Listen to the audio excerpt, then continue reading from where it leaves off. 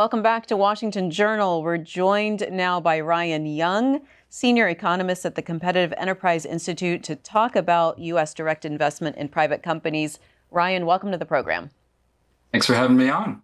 So just start with telling us about the Competitive Enterprise Institute and what position your organization takes on that intersection between private industry and the federal government. CEI is a think tank headquartered in Washington, although I'm out here in Chicago.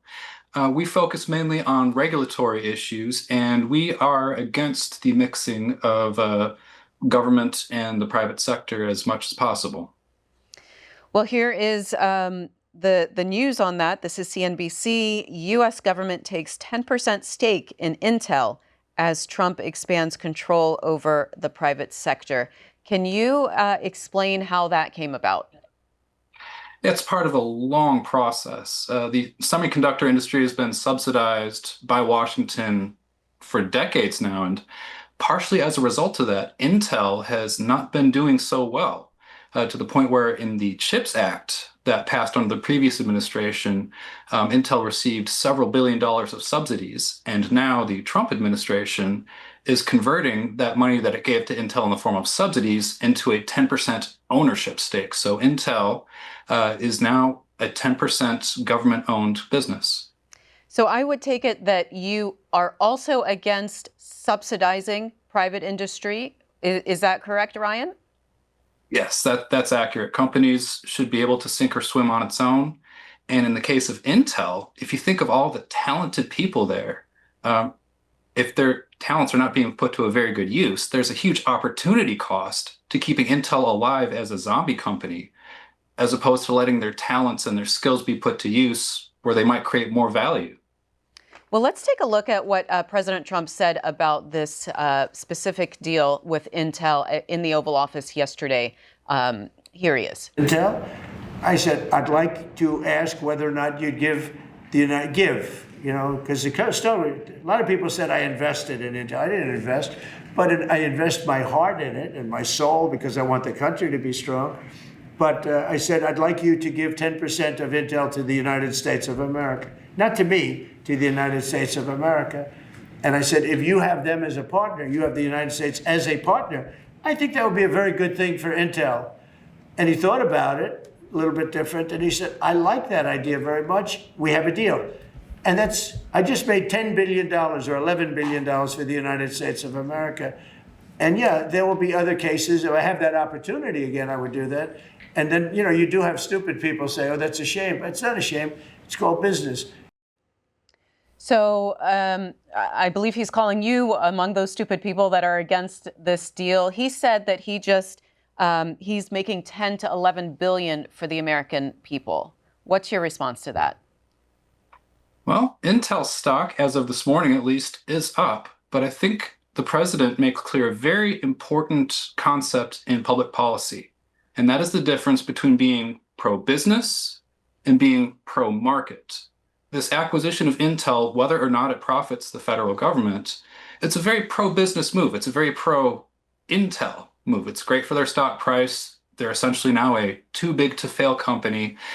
It's not like the government's going to let them go out of business if NVIDIA and AMD and other companies outcompete them, which, frankly, they're doing, which is why Intel needed the rescue in the first place. So that's the pro-business view, which the president takes. I think we should consider a more pro-market view, which is not what is the fate of this or that company, but do we have an open, competitive process where innovators can succeed or fail on the merits based on the value they create for their customers? If that's Intel, that's great. If it's someone else, that's also great. The point is to have an open and competitive market process where chip makers can innovate and create more value for people like you and me. Would you say that there's any benefit to American taxpayers for owning 10% of Intel? I don't think so. Because if the value goes up, don't we benefit as Americans? In the short run, yes. In the long run, Intel is essentially going to become a welfare case. They'll spend more of their resources competing in Washington and hiring lobbyists rather than making better chips and serving their customers and making computers and other electronic products better and faster. In the long run, it's not a good policy for the market. It's good for Intel, the business, but it's bad for everyone else. It's President Trump picking winners and losers. If you'd like to join our conversation with Ryan Young, talking about this 10% stake in Intel or other the intersection of government, the federal government, and private business, you can. Our lines are by party, so Republicans are on 202-748-8001, Democrats are on 202-748-8000, and Independents 202-748-8002. You can also text us your comments at 202-748-8003.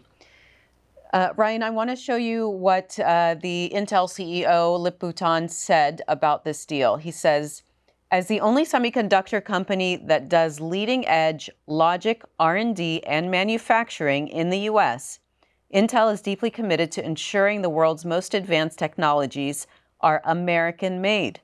President Trump's focus on U.S. chip manufacturing is driving historic investments in a vital industry that is integral to the country's economic and national security. What do you make of that argument? I don't think the national security argument stands up very well. And that's because in a global market with 192 countries, the US cannot be cut off from supplies, whether it's semiconductors or rare earth minerals or steel. In a world with more than two countries, China, for example, could not cut off the US. Someone can ship it through China or Vietnam or Canada or Mexico. That's called transshipping. And it's like a Wile E. Coyote and Roadrunner cartoon. Regulators can try to clamp down on that as much as they want, but you can't stop that process. If the US needs semiconductors, we will get them. Maybe we'll make them here. Maybe we'll buy them from somewhere else. But frankly, America's comparative advantage in semiconductors isn't so much in those giant factories that just assemble them. It's designing them and coming up with new ideas and new experiments for new technologies that'll change the way chips are made in the first place. That is where the value in semiconductors is created, and that's the type of value that's created here in America. The manufacturing process creates a lot less value. It's more of a menial labor type of job, and that's why it tends to be outsourced to countries with lower labor costs, because they don't create as much value in the chain. Aren't most semiconductors manufactured in Taiwan? And that's the big fear, that if China were to impose a blockade or invade Taiwan, that we would be cut off from those chips, which go into pretty much everything, not just iPhones, but advanced military weapons and fighter jets, et cetera. Well, that's where that same prohibition doesn't work argument applies. But something that worries me is that the Treasury Secretary has said that the government's investment in Intel is the beginning rather than the ending of government taking stakes in companies. And one of the companies on that list is TSMC, which is headquartered in Taiwan. Now, there are already tensions between China and Taiwan and the US, and I could see this making those tensions worse. The president has been trying to make trade negotiations and other deals with China for a while now, and all of a sudden, suppose the US takes a stake in TSMC, the Taiwan-based chip maker.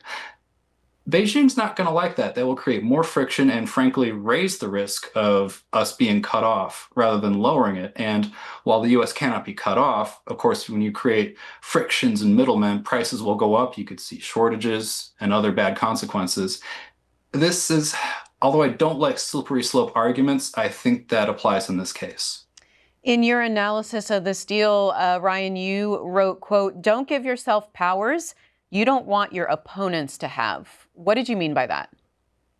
That is one of the most important rules in politics and also one of the most forgotten rules in politics. Politicians from both parties tend to think very short term.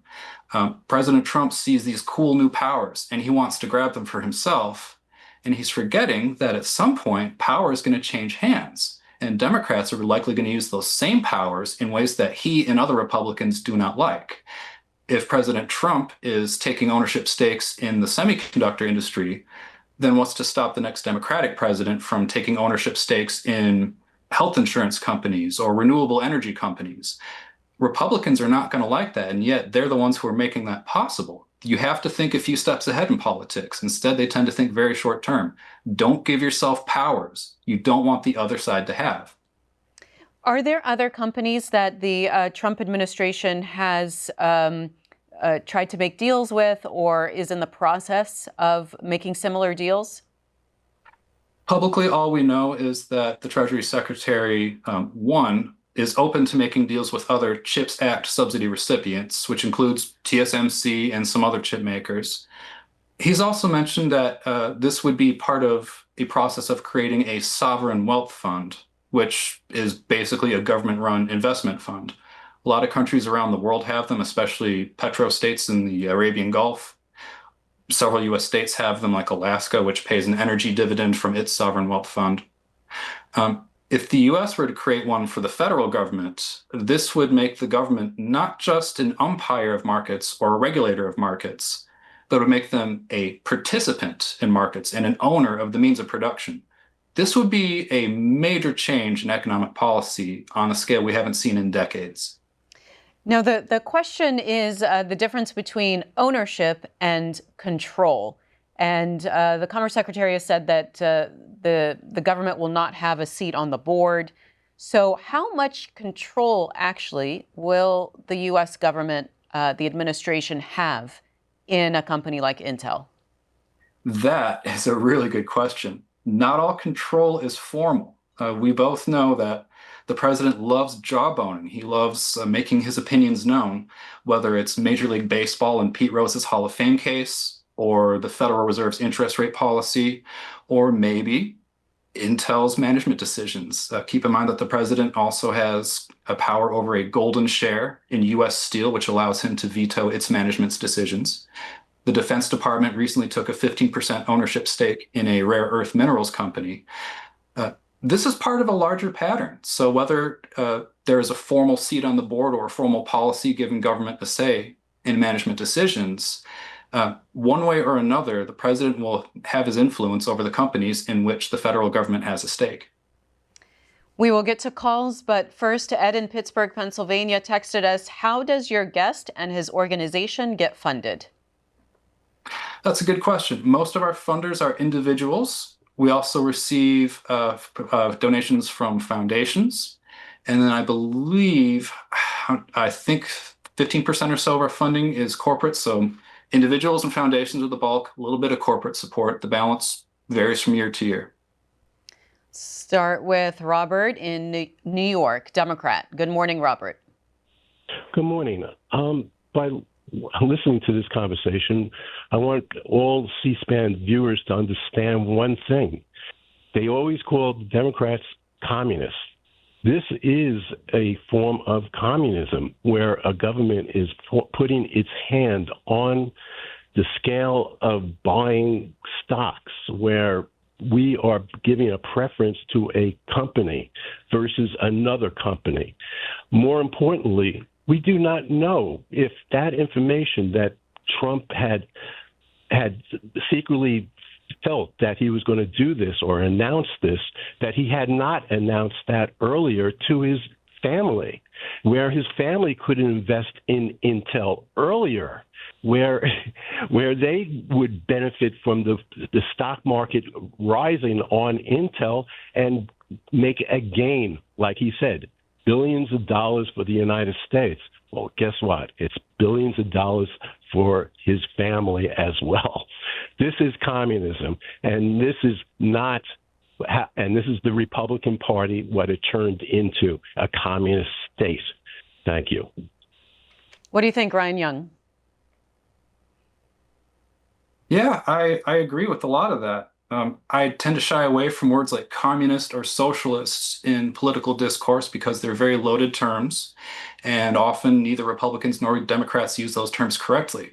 A lot of Republicans just call anything they don't like socialist.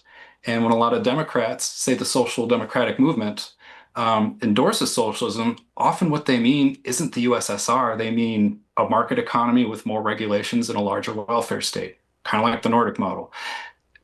In this case, I think the word socialism, in its proper definition, does government own the means of production? I think that applies. If you ask some neutral third party who's never heard of Trump or Republicans or Democrats, does government owning the means of production meet the definition of socialism? Yes, it does. So yes, I think the S word, socialism, that I usually avoid applies in this case. I think our caller has an excellent point. He also made the point about essentially insider trading and corruption, where President Trump knows he's going to announce this decision. He knows that the stock price is going to go up, at least in the short term. What are your thoughts on that? It certainly opens the doors to corruption, and that is something that policymakers, well, if policymakers are the ones taking that into account, that might change their opinion in a way the rest of us do not like. But yes, that is an important part that I think is not being in the conversation enough. I think that's an excellent point. On the line for Republicans in Orland Park, Illinois, Mike, you're on the air. Yeah, hi, good morning. Thanks for taking my call. I just think it's time the United States gets a little bit of guaranteed income. You know, for decades, Japan, China, they all subsidized their companies, cars, motorcycles, and they decimated the American automobile industry. Okay? Sounds a little far-fetched, but it's the truth. There were lawsuits and everything over it. I don't see a minor state with no voting power or anything in Intel can be even related anywhere to socialism or communism. The Democrats are self-proclaimed socialists nowadays anyway. And they don't even realize we're already living in a socialist. If we weren't in a socialist country now, there would be no welfare. Well, a little stretch. But no, we need a little stake in something like that just to bring some income into the company to compete with all these other countries. I pay a lot of money in taxes. This could help relieve some of those debts to me. All right, Mike. Go ahead, Ryan. That's an example of what we call but they do it too argument. China subsidizes its companies. We need to do that too. Japan subsidized its automakers. We need to do that too. Well, what Japan did ushered in 3 decades and counting of stagnation. China, leaving aside its human rights record, which we shouldn't, is in for its own problems based on debt, demographics, the fact that its state-owned enterprises are vastly underperforming its at least nominally private enterprises. Those are problems that we don't have to have. They're problems that we're on the way to choosing to have. And while I have some sympathy for our caller's national debt argument, when you have a national debt of $37 trillion and counting, if you make several $100 million a year in dividends from $10 billion of Intel stock, that is deep decimal stuff that isn't going to create the fundamental change in our debt system that we have. There are better ways to solve a problem that we see similarly. And I wonder, speaking of other countries, Ryan, if you think that there would be a reaction by other countries like South Korea, who has Samsung, a very big chip manufacturer, the EU, do you think that this would influence their decisions? Yes, I do. And that is an excellent point that also is not being brought up. Because again, politicians tend to think very short term. It's not just Republicans not being concerned enough that Democrats will use the same powers in ways that they do not like. We also have to be concerned about how our allies, opponents, and trading partners are going to react to this deal. And in fact, Samsung is one of the chip makers that received CHIPS Act subsidies that Secretary Bessent specifically mentioned as the US government possibly taking a stake in. Korea is not going to like that very much. And Korea is a company with whom we have a free trade agreement. There are active negotiations going on to redo parts of that. China isn't going to take kindly to a potential investment in TSMC. Japan has its own companies that might not take too kindly to that. And then there's the fact that will these companies be bullied into preferentially doing business with Intel as opposed to another chip maker? There are all these questions that people aren't thinking ahead and asking. So I'm glad you brought that up. Rodney from Houston is asking you this. Are your points personal or based on national and current global threats and security? First, what are your thoughts about U.S. national security? Secondly, is there any benefit to the U.S. in controlling its own intellectual property? And I know that you addressed national security, but this idea of intellectual property, and how does that work now with the 10% stake in Intel? That's a good question. Like so much else about this agreement, that remains to be seen. And to the extent that US's comparative advantage in chip making isn't so much the mass menial production, it's in the ideas and the innovations, the intellectual property. Well, if Intel was doing a better job as a company, they wouldn't have needed these subsidies. They wouldn't have needed this de facto bailout of 10% government ownership in the first place. If we had a better regulatory environment, better policies, and frankly, a better trading policy with lower barriers, the caller's legitimate IP concerns would be much less of an issue. And when you say better trading policies, elaborate on that.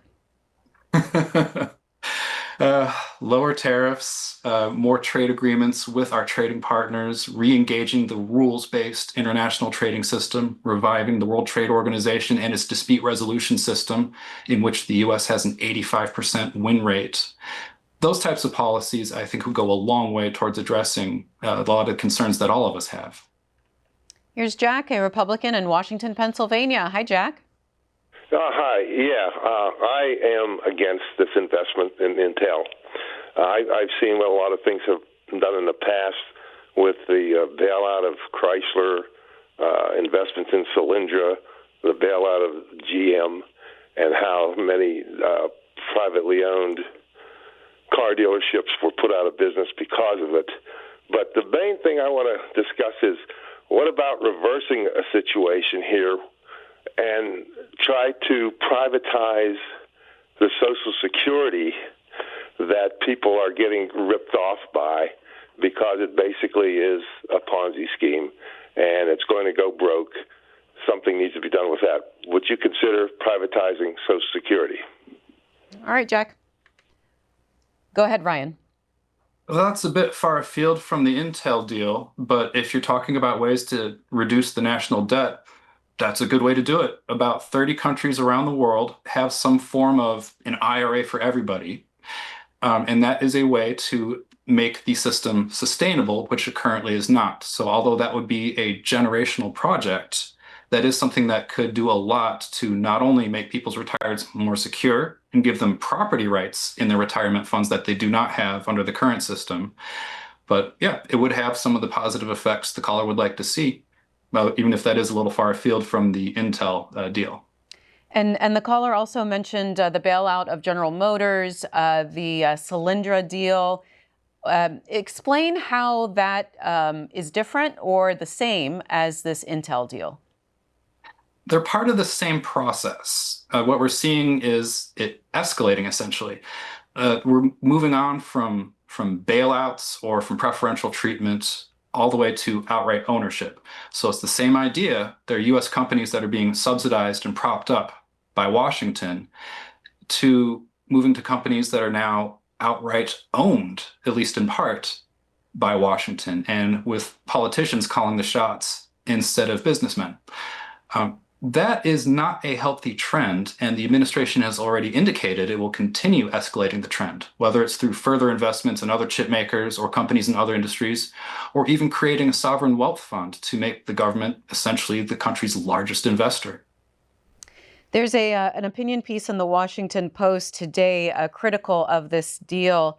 And it says this: the deal's terms, meanwhile, are heavily tilted toward the government. It purchased shares at $20.47 instead of Friday's $24.80 closing price, a discount at current shareholders' expense. The Intel boards greenlit the below-market transaction without shareholder approval, showing how management now prioritizes government interests over fiduciary duties. I know it's a bit in the weeds, Ryan, but talk about that situation and how that might be harming the current shareholders of Intel. Yeah, well, it's certainly not very good for Intel's shareholders. That's simply unfair. And I also wonder if the reason Intel took a discount on that is because they don't have any leverage, and Washington knows this. That might tie a little bit into the national debt argument that more than one caller has brought up. But that's not fair to Intel's shareholders. It's not fair to their management, who now has fewer resources to which to put into their business and to try to revive it. It's another example of Washington calling the shots rather than the people involved in the business. It's not a healthy trend, and I could see that very easily being copied in future government acquisitions. Here's Matt in Maryland on the independent line. Good morning, Matt. Good morning. The best lens to look at anything that Donald Trump does is first through grift, then through grievance, and then through criminality. And trying to look at this Intel federal takeover through an economic lens, I think, misses those three. The land around the Intel property in Ohio that's going to be built, including the massive development that would make it much like Hillsboro, Oregon, is owned by someone who has close ties to Jeffrey Epstein. Les Wexner owns all of that land and stands to gain billions. One of the biggest problems right now is that because of Intel's ineptitude, they haven't been able to land the big customers that would justify moving forward with building that big plant in Ohio and thus giving Les Wexner billions of dollars. Why would it matter that Les Wexner be made whole in this situation by getting billions of dollars from a government action from Donald Trump? And is it any coincidence that this was announced right after the Ghislaine Maxwell interview that we didn't hear all of? So the best way to look at Donald Trump, grift, grievance, criminality, and this is no different. Thank you. All right, Ryan Young, your response. I'm not knowledgeable about the Epstein affair, so I'm not going to comment on that. But I do think the grift angle is essential to understanding this and other similar deals that might be coming. There's a big difference between government acting as an umpire to make sure everyone's playing the game the right way and government being an actual player in the game. And this is an example of that. The more that government is actually a player in the game, making business decisions, directing capital to places it might not otherwise go, the more you open up opportunities for grift and corruption and embezzlement. It's a dangerous game to play, and I think government was at its best if it's just staying to the role of umpire, making sure everyone's following the rules of the game and making sure that they're fair and clear so that people know what they're doing and what they can and cannot do.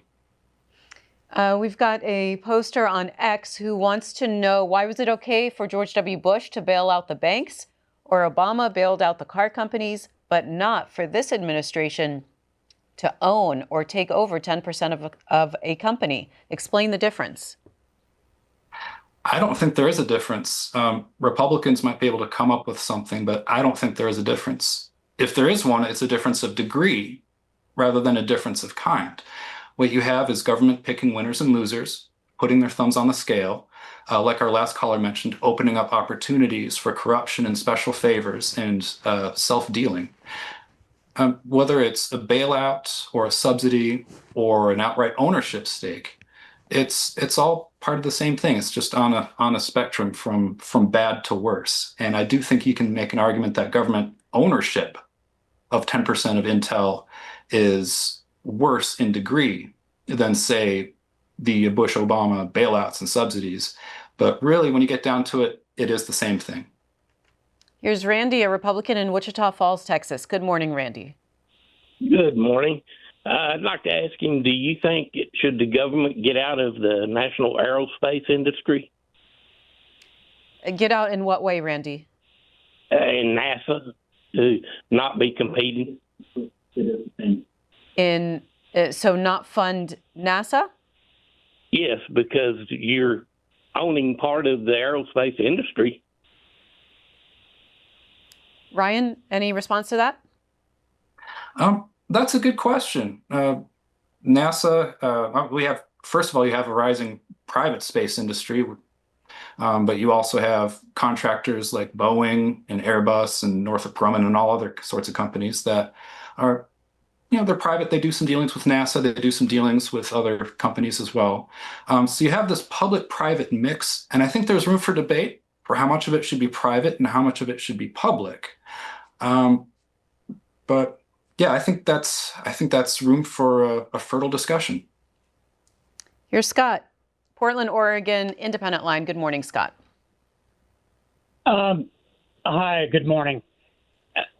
I liked your comment about as far as technology being developed here in the United States. I was involved in the copper transition back in the late 90s from aluminum with Intel and Novellus and IBM.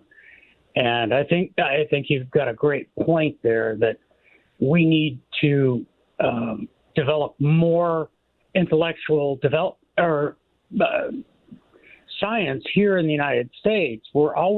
Capitalism always goes to the lowest cost producer. So, but we need to invest in programs in education more than buying out companies. That it seems more like fascism. If we're not going to give the company back, like we did with Chrysler or GM with the bailouts, excluding the banks, but GM paid back their loans with interest. But I don't see that happening with Intel, where the government's going to get a return on investment. They're just going to take more control, especially with TSMC. If we do that, that leads us down a dangerous path. That's all I have to say. Okay. Ryan Young. Yeah, that's a really good point. The president's goal here is to have more technology and more investment in America. What's the best way to achieve that goal? I don't think the best way to achieve that goal is to have the government buy a 10% stake in Intel. I would look at a better immigration policy that takes advantage of our world-class university system and entrepreneurial environment. I would look at lowering trade barriers. I would look at regulatory relief. I would look at all these other policy options before turning to government ownership of the means of production. Whatever your goal is, there's more than one way to achieve it, and you have to make sure you choose the best option. I don't think that's what the administration is doing here. And Ryan, what are you going to be looking at going forward as this deal develops and more details emerge from it?